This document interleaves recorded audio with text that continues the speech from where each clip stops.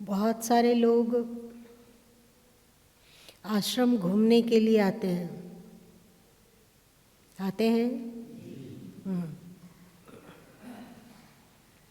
छोटा सा आश्रम है, ऐसा नहीं कि बहुत विशाल और बृहद है जिसे देखते देखते व्यक्ति थक जाए, ऐसा कुछ भी नहीं है। सही। बहुत सारे लोग खास इस उद्देश्य से आते हैं कि मंदिर का दर्शन करेंगे, आश्रम एक बार घूम आएंगे और नए साल की शुरुआत करेंगे या आशीर्वाद लेके वहाँ से आएंगे। इस तरह की बातें होती हैं। तो उन दर्शनार्थियों में अधिकांश होते हैं जो नीचे के परिसर में घूम के संतुष्ट है।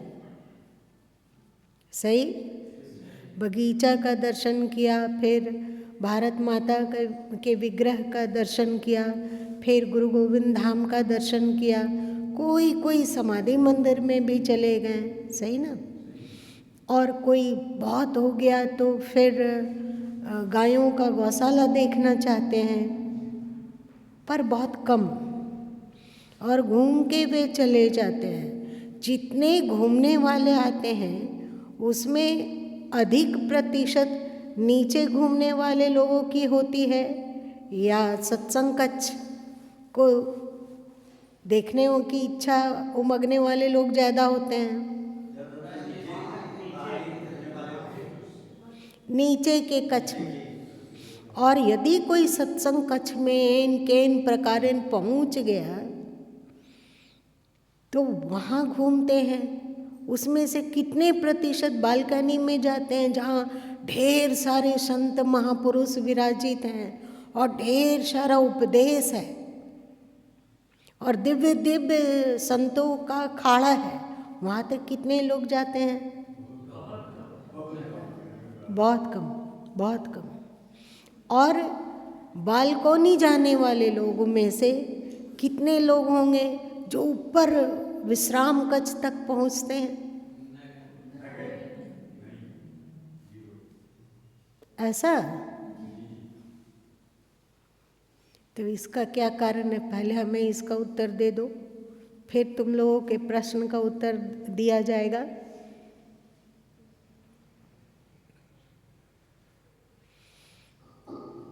सभी कोई सरलता पसंद करते हैं, आसानी से।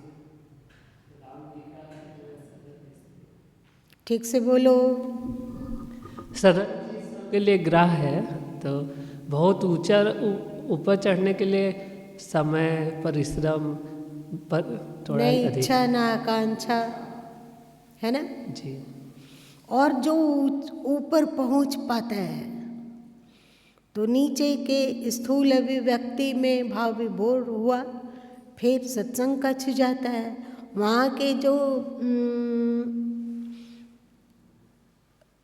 म्यूरल हैं अथवा सदगुरु कबीर साहब की बानी है और साथ साथ में उनका जीवन दर्शन है। ऊपर में जीवन दर्शन नहीं है, एक दो बीच में आता है, वो भी उपदेश से परिपूर्ण वाला है।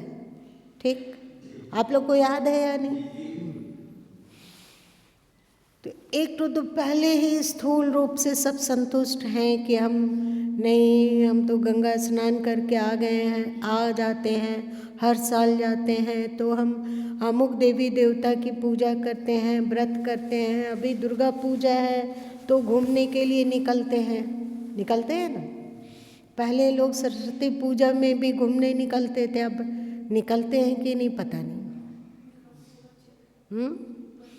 और फिर छठ वगैरह में भी जाते हैं घाट पे, और वहाँ का भीड़ और वहाँ के लोगों का उत्साह और श्रद्धा देखकर मन अभिभूत होता रहता है। ये सब तो ठीक ठाक है। फिर ये आचरण कि ऐसे करो वो करो, राम जी का अद्भुत जीवनचर्या, उनका अद्भुत जीवन दर्शन उपदेश से भरा, वहाँ तक कितने लोग पहुँचते हैं?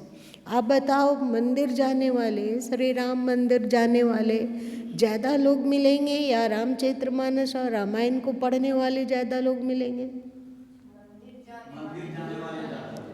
मंदिर जाने वाले ज़्यादा मिलेंगे। ये इसके बाद सूक्ष्म मन वाले लोगों की वृत्ति जागेगी कि नहीं, जब श्री राम का इतना संघर्ष 500 साल तक राम मंदिर के स्थली को प्राप्त करने के लिए संघर्ष हिंदुओं ने किया, ये कोई मामूली बात है? आदमी इक्का दुक्का 1 साल 2 साल किसी बात के लिए संघर्ष करता और नहीं होता है तो चुपचाप हार मान लेता है, सही ना? इतना पचड़ा में पड़ने से अच्छा है कि हम श्री राम जी का मंदिर दूसरी जगह बना लेंगे, यही स्थान में बनना चाहिए, इसका क्या आग्रह है? लेकिन कुछ तो दिव्यता रही होगी कि एक बहुत बड़ा समाज 500 साल तक संघर्ष किया, ये समझने की बात है। तो उत्सुकता जागनी चाहिए कि आखिर श्री राम के जन्मभूमि में क्या चीज़ है, श्री राम में ऐसी कौन सी क्वालिटी थी जिसके कारण उनका जन्म स्थली इतना कीमती हो गया। कितने लोग को उत्सुकता जागती है? अथवा उत्सुकता जागती भी है तो वे मोबाइल में गूगल में सर्च करेंगे या यूट्यूब में किए अथवा और ना मालूम कितने प्लेटफॉर्म हैं, वहाँ जा कर सर्च करें और संतुष्ट हो गए। उसमें से कितने लोग हैं जिसकी उत्सुकता बनी रही और रामायण और रामचरितमानस दोनों को पढ़ डाले, और साथ साथ में और जहाँ जहाँ भी श्री राम की कथा है, क्योंकि अद्भुत है श्री राम। थाईलैंड में अलग तरीके की कथा प्रचलित है, वहाँ उन लोग कहते हैं कि हमारे यहाँ श्री राम हुए हैं, क्योंकि वहाँ एक नगर का नाम अयोध्या है, सरयू भी है वहाँ, जिसे वे लोग हरियू कहते हैं। हाँ, सा की तरह हो जाता है ना, सा को वे लोग हा की तरह बोलते हैं, तो हरियू हो गया। इस तरह पूरे भारत में आप तहकीकात करोगे और विश्व में, तो तिब्बत में अलग रामचरितमानस मतलब अलग रामायण है, अलग ही वहाँ भाषा है, और भिन्न भिन्न कितने देशों में रामायण का प्रचार है ना, ये देख कर दांतों तले उंगली दब जाती है। कुछ तो विशेष रहा होगा, सही? हम लोगों को धर्म से प्रेम होता है, हम लोगों को धर्म से प्रेम होता है अथवा अपनी संस्कृति से प्रेम होता है, तो हम लोग क्या करते हैं कि अपने ही घर में एक पूजा कक्ष बना लेते हैं, है ना, और कहते हैं कि नहीं भैया, हम तो घर से बाहर निकलते समय अनिवार्य रूप से मंदिर में माथा टेक कर ही आते हैं, सही? और हमारे बच्चे जब पढ़ने जाते हैं, विद्यालय के लिए जाने के लिए निकलते हैं, तो वे हर हालत में मंदिर में माथा टेक कर ही निकलते हैं। कोई इंटरव्यू वगैरह के लिए हमारे बच्चे जाते हैं, तो हमें कोई विशेष काम से बाहर जाना हुआ तो हम मंदिर में माथा टेक कर ही जाते हैं, ऐसा होता है ना। तो वो हम लोग अपने घर में मंदिर बनाए क्यों? क्योंकि मंदिर के प्रति हमारी आस्था है, सही ना। तो ऐसे ही दुनिया में इतना प्रचार प्रसार हुआ, कितने देशों में अयोध्या नामक नगरी है, सरयू नामक नदी है, लक्ष्मण नामक लक्ष्मणगढ़ है, हनुमान जी के नाम से हनुमतगढ़ी है, सब तरह का चीज़। क्यों?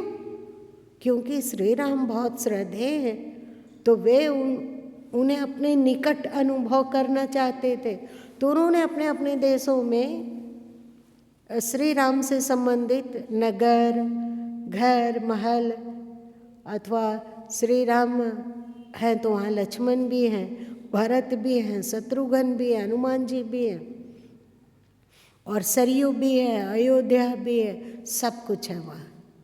क्योंकि वे अपने श्रद्धा को अभिव्यक्त करने के लिए प्रतिदिन तो नहीं आया जा सकता है भारत। तो वे अपने श्रद्धे को अपने इर्द गिर्द, अब आप सब कहोगे कोई किसी के कमरे का मतलब किसी के घर का विश्लेषण हो रहा हो, तो अगर कोई कहे कि नहीं यहाँ तो मंदिर है, तो हम लोग तो वहाँ ढूंढेंगे तो मंदिर मिलेगा नहीं, क्योंकि बाहर से तो कोई गुंबज वगैरह दिख नहीं रहा है। और न ही अंदर में जाने पर कोई बड़े बड़े विग्रह है, छोटे छोटे तस्वीर है ना, इतने छोटे छोटे, तो उसको मंदिर। अरे भैया, इसमें लड़ने झगड़ने की अपेक्षा मानो कि मंदिर के प्रति हमारी श्रद्धा है, और हम विराट रूप में जिनके प्रति श्रद्धा रखते हैं उसको नहीं स्थापित कर सकते हैं, तो क्या हुआ? छोटे छोटे रूप में ही सही, पर हम अपने हृदय को अपने घर का ही एक हिस्सा में बसा के रखे हैं, जब मर्जी होती है तब दर्शन कर लेते हैं। तो श्री राम का बहुत अधिक प्रचार प्रसार हुआ, ऐसा नहीं कि नहीं प्रचार हुआ। श्री राम ने हमें क्या सिखलाया? मर्यादा।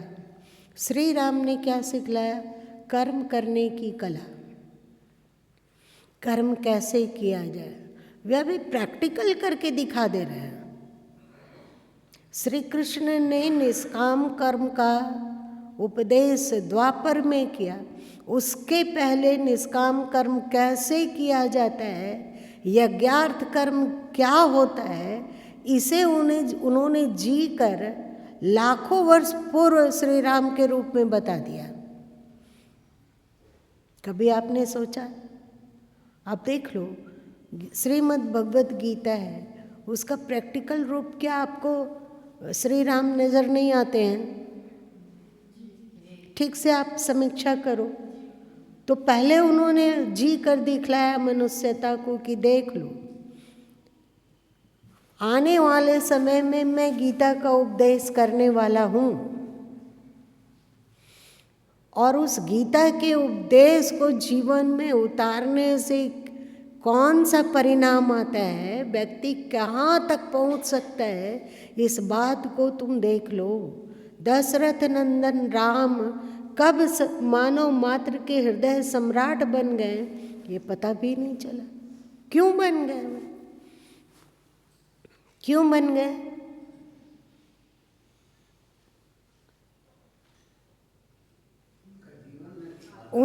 उनका दिव्य जीवन, उनका दिव्य जीवन ऐसा था कि उस दिव्य जीवन में कोई भी झांका और उसका विश्लेषण करना चाहा तो वो उसका भक्त बने बिना रह नहीं पाया, है ना। इस गीता का स्थूल अभिव्यक्ति श्री राम में हुआ है, और श्री राम का सूक्ष्म मन स्थिति श्रीमद् भगवत गीता में उभरी है। दोनों अलग कहाँ हैं? श्री कृष्ण की ही स्थूल अभिव्यक्ति श्री राम है, और श्री राम का ही सूक्ष्म तत्व अथवा सूक्ष्म अवस्थिति अथवा दिव्य अवस्थिति श्री कृष्ण। एक स्थूल अभिव्यक्ति है और एक सूक्ष्म अभिव्यक्ति है। स्थूल अभिव्यक्ति की सूक्ष्म अभिव्यक्ति गीता में हो रही है, और गीता का ही स्थूल अभिव्यक्ति श्री राम में प्रकाशित हो रहा है। श्री राम का प्रचार प्रसार अधिक होना स्वाभाविक है, पर जो श्री राम से प्रेम करते हुए श्री कृष्ण तक पहुँचे, तो आप बताइए कि श्री कृष्ण तक पहुँचेंगे तो श्री कृष्ण की स्थूल अभिव्यक्ति होती है कि वे रास रचैया हैं, माखन चोर हैं, तो वे राधा रमन हैं, है ना। राधा जी के साथ उनको देखेंगे हम, श्री कृष्ण को याद राधे राधे करते हुए चले करेंगे। कितने कृष्ण भक्त गीता तक पहुंच पाएंगे? क्योंकि श्री कृष्ण का जो अभी आचार विचार उनका दिख रहा है वो लोगों के मनस से मिलता है, अंतस से मिलता है। सबको मन करता है बचपन में कि कहीं पे कुछ चीज़ रखा हो अच्छा खाने पीने वाला, तो उसको मात लोग तो एक सीमा तक देंगे। आप लोग कभी चोरी नहीं किए हो क्या? किया है या नहीं किया? तो क्यों ना अपने आप को हम लोग बाल श्री कृष्ण में देखते हैं, अपने बचपन को हम बाल श्री कृष्ण में ढूंढ लेते हैं। और एक बात है, आप लोग बचपन में कभी कभी किसी के यहाँ गए होंगे, किसी के यहाँ गए होंगे और आप लोगों के सामने जो प्लेट मिला होगा खाने को, और दूर में ना देखें कि टेबल पर दूसरे तरीके की मिठाई रखी हुई है, तो आप केवल अपने प्लेट में संतुष्ट होकर खा के उठ जाएंगे। ठीक है कि आप चोरी नहीं करेंगे, लेकिन कभी कभी उस ओर देखेंगे या नहीं?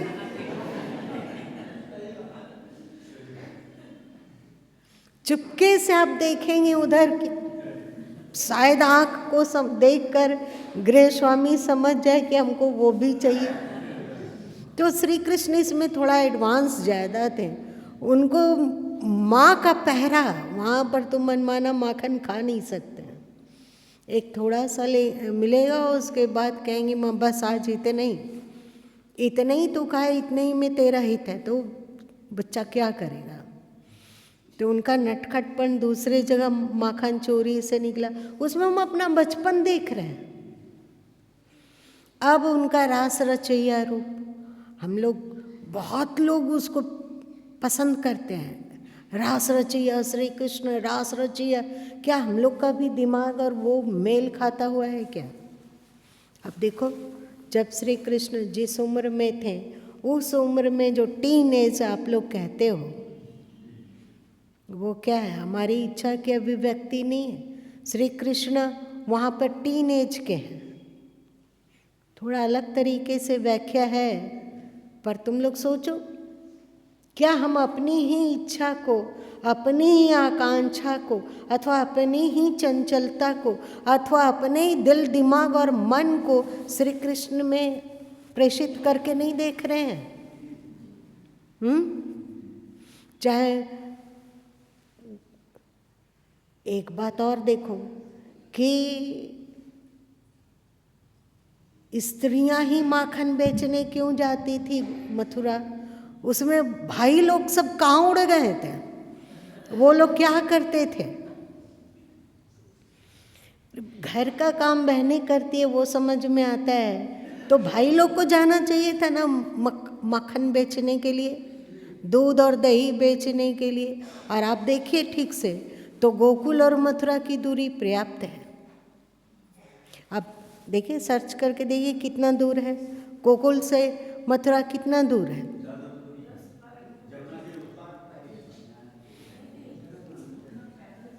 क्या आपको 20-25 किलोमीटर कुछ नहीं लगता है?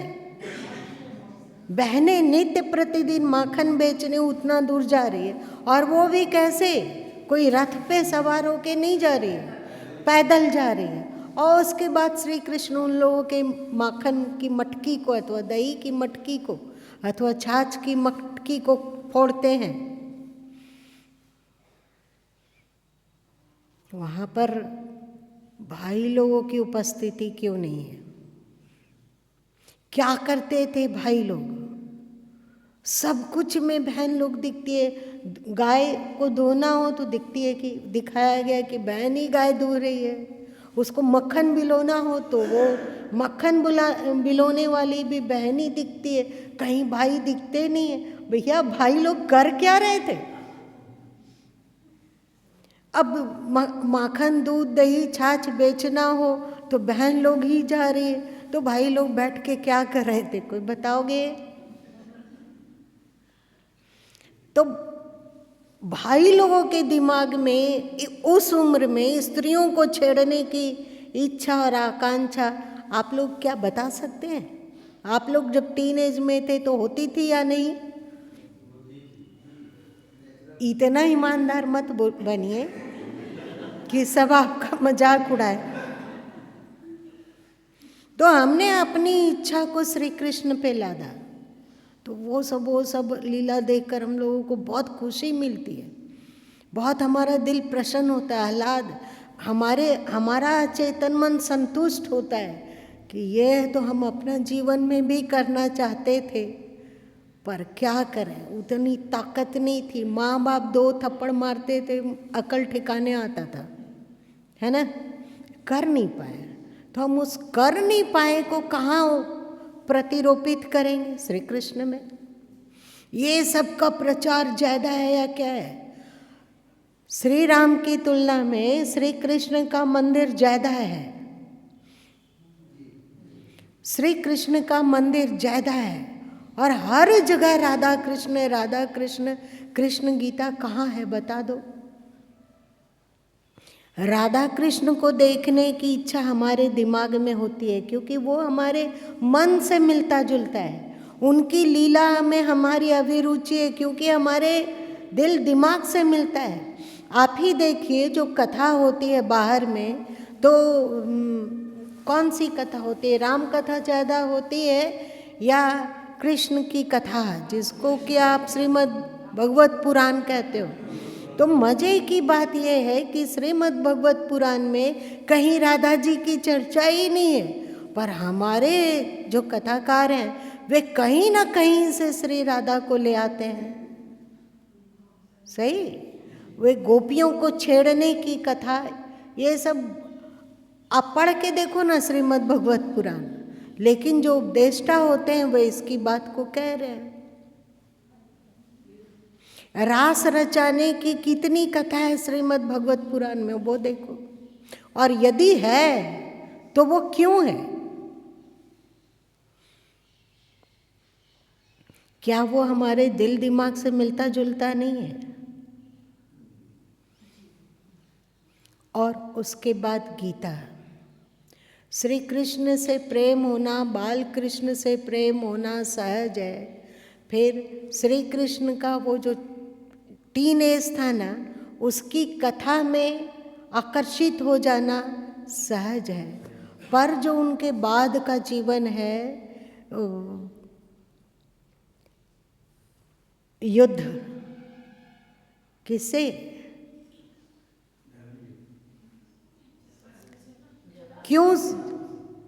क्यों भाग गए वे वहाँ से? जरासंध युद्ध। उसके बाद फिर जो द्वारिका गए, और द्वारिका में जो प्रमुख घटनाएं हैं उनके जीवन की, जिसमें उन्होंने धर्म की चर्चा की है, नीति की चर्चा की है, कब क्या कर्तव्य है, किस परिस्थिति में इसकी चर्चा की है, उसमें कितना ज़्यादा लोगों को अभिरुचि है, आप बताइए। और मान लो कि वहाँ तक अभिरुचि पहुँच गई, अब ये महाभारत युद्ध में अर्जुन को श्री कृष्ण गीता सुना रहे हैं, वहाँ तक पहुँचने में कितनी कठिनाई है। विशुद्धतम खाली समृद्ध। आप ही बताइए कि आप अपने 1 साल के बच्चे को, 2 साल के बच्चे को वो माखन खाना चाहता हो तो 1 हांडी आप दे दोगे? नहीं दोगे। उसको कोई टॉफ़ी वगैरह बहुत पसंद आ गया है तो क्या आप 4-6 दे दोगे? दे दोगे? नहीं दोगे, एक सीमा तक ही। वैसे ही हम लोगों का दिमाग है, हम लोग अभी गीता पचाने योग्य नहीं है। हम लोग गीता पचाने की क्षमता अभी हम लोगों में नहीं आई है। अभी हम लोग छोटे हैं, अभी हम लोग का मानस तंत्र, अभी हम लोग का सूक्ष्म शरीर बहुत ही बौना है, बहुत ही छोटा है। उसमें ये गीता का ज्ञान नहीं धंसता है, नहीं धंसता है। क्या धंसेगा? अभी बच्चे हैं ना, तो हमें आप टॉफ़ी दीजिए, माखन का लोंदा दे दो, ठीक है, 1 ही दो, लेकिन 2 तो बताइए। सूक्ष्मता और महासूक्ष्म और महापरिश्रम साध्य है, गीता तक कितने लोग पहुंच पाएंगे? हाँ, एक बात है, जो श्री राम के मर्यादा को आत्मसात कर पाता है उसकी अभिरुचि स्वाभाविक ही श्रीमद् भगवत गीता में हो जाएगी।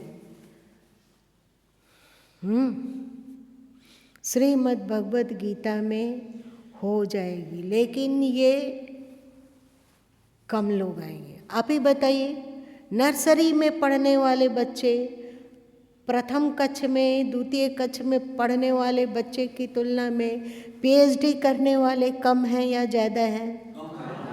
कितना कम है?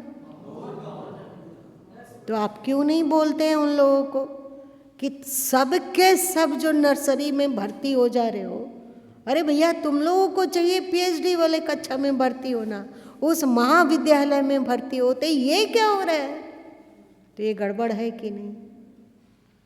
आप नर्सरी में नहीं पढ़ोगे, आप प्रथम द्वितीय कक्ष में नहीं पढ़ोगे, तो आप एकाएक सोचोगे कि महाविद्यालय में पहुंच जाएं, तो ये संभव है क्या?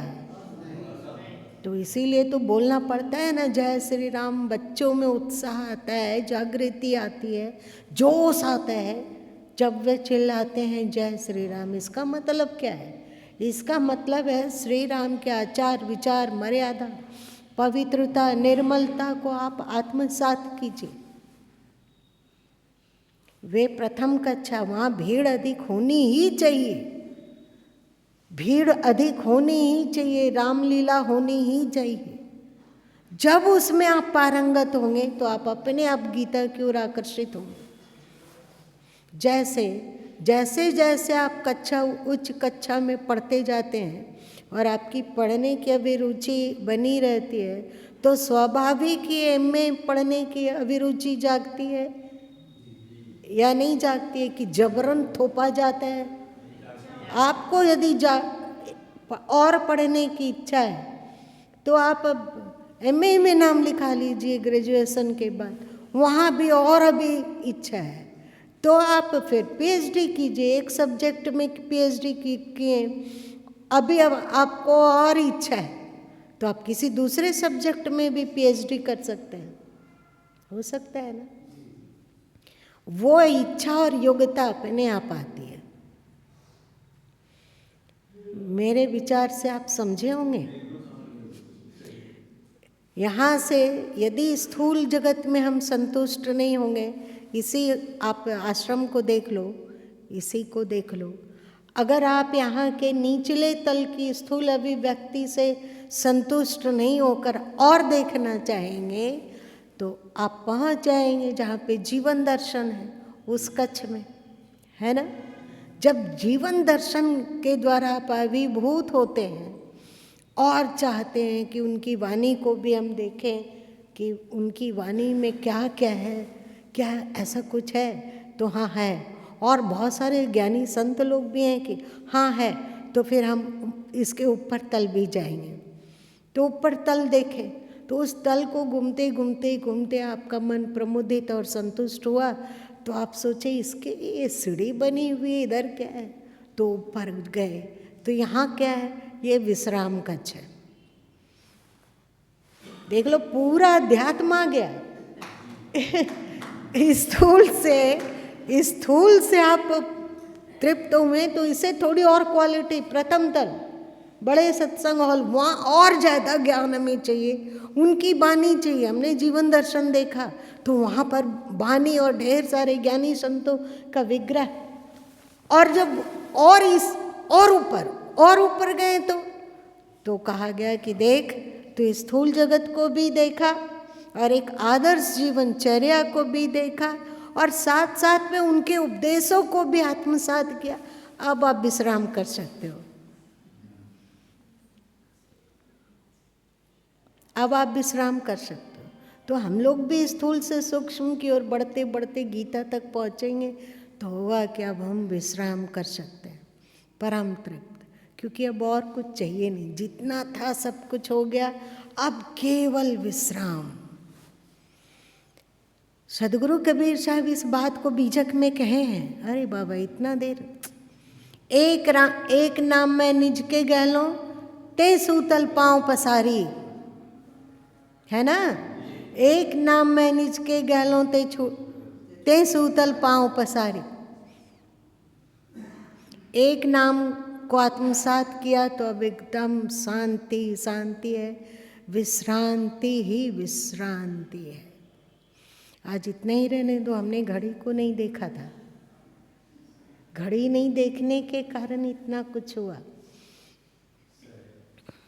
गीता को आप जानना चाहते हो, इसको अपने जीवन में उतारना चाहते हो, तो श्री राम को जानो और उनके जीवन को उतारो। उनकी मर्यादा, उनका सोच, उनका समाज को दिखाया गया जीवनचर्या को जितना अधिक हम अपने भीतर उतार सकेंगे, नहीं, मर्यादा यही है, मर्यादा यही है। श्री राम ने ये दिखलाया, श्री राम ऐसा जीवन जीने को कहते हैं। ये सब को हम अपने जीवन में उतार लेंगे तो पक्का है कि श्रीमद् भगवत गीता की ओर आकर्षित होंगे और उसके ज्ञान विज्ञान से परिचित होंगे और उस सूक्ष्म ज्ञान विज्ञान को पाकर हम आत्म तत्व को भी समझेंगे और ईश्वर में स्थिति भी बना लेंगे। यही तो जीवन का लक्ष्य है, परम विश्रांति है, सीढ़ी दर सीढ़ी।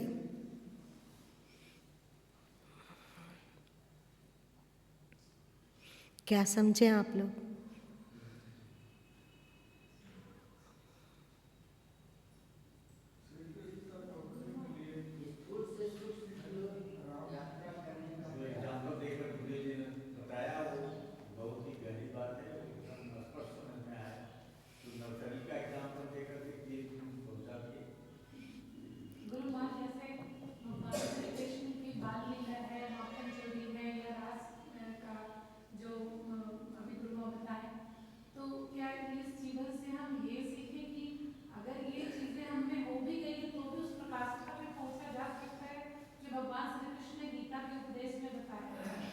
नहीं, ये सब मत सोचना, वरना ये सोचोगे तो आप भी यही काम करोगे।